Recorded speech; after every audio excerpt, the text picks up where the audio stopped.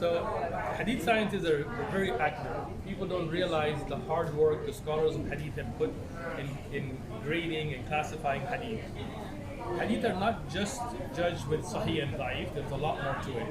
I don't have time to get in depth, but I'll give you guys a playlist on the Majdaribad channel. It's called the Science of Hadith, Grading Hadith Made Easy. But one thing I'll just explain, for a hadith to be considered sahih, which is authentic, there are 5 conditions. Okay? So for a hadith to be considered sahih, it has to meet at minimum 5 conditions. Okay? One of them, the chain has to be connected. Right? It's called ittisal al-sanad. So that means from the Prophet ﷺ till when it's written, there can be no breaks in the chain. For example, look at the Bible.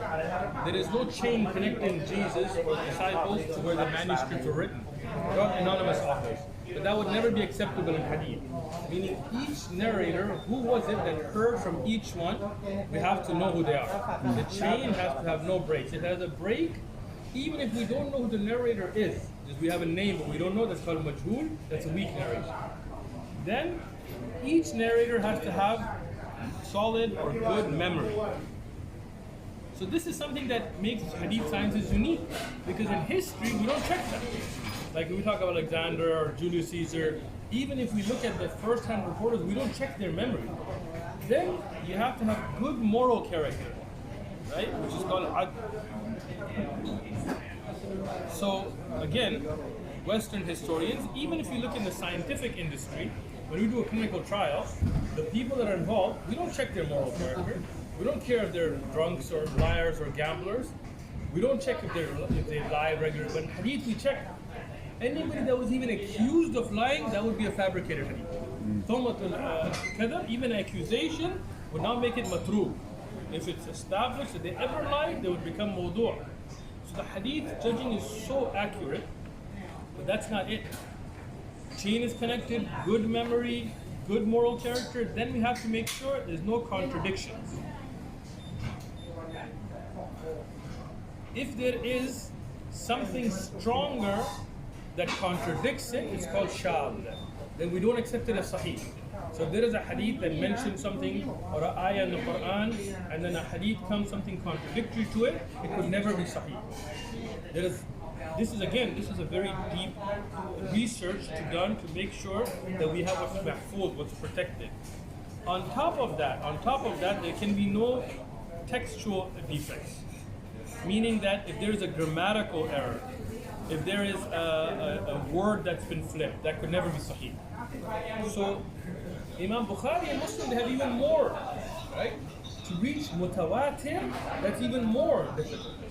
But even the base sahih hadith has to go through these 5 conditions at minimum. So if there is ever a chain with a break, it could not be sahih. Most history we have today doesn't have a connected chain. So that means even if you took most of the history you believe in, it would not reach the level of sahih. Everybody has to have a good memory. Even they're very good people, but they made mistakes, they flipped words, maybe they had some dementia at a time in their age, we cannot accept their hadith. Everybody has a good moral character. Moral character for them, not just lying. Even if you didn't make salah in the masjid, even if you ate with your left hand, they would take you out of being not reliable in hadith. Cannot be contradicted. People say hadith contradicts the Qur'an, it cannot be. It's one of the preconditions. And if there is any grammatical, even if a word is slipped, a letter is slipped, then it would be considered to be weak. Now, if this criterion is met, whether that supports your political views or not, whether that supports your madhab, your fiqh views or not, you have to accept it. And if these are not met, you have to reject it, even if it supports your point. And that's why, what we were discussing earlier, people's biases cannot affect hadith, because the science is neutral. So if you look at the scholars of hadith, it doesn't matter what madhab they are. Imam Bukhari, for example, Abu Dawud being Hanbali, Ibn Hajar al-Dhahabi being Shafi'i, Tahawi being Hanafi, Ibn Abdul Barr being Maliki, never affected their hadith work. Their fiqh is different. Why? Because in hadith we have a science that does not allow biases to play a place. You will have hadith that are pro-Umayyah and pro-Abbasiyah in the same book. The Rafidah, they will take what they like, but not the Ahlul Sunnah. you have a criterion that goes through. Just a brief introduction, inshallah, to a science that I love. Inshallah, you can follow up on more, inshallah.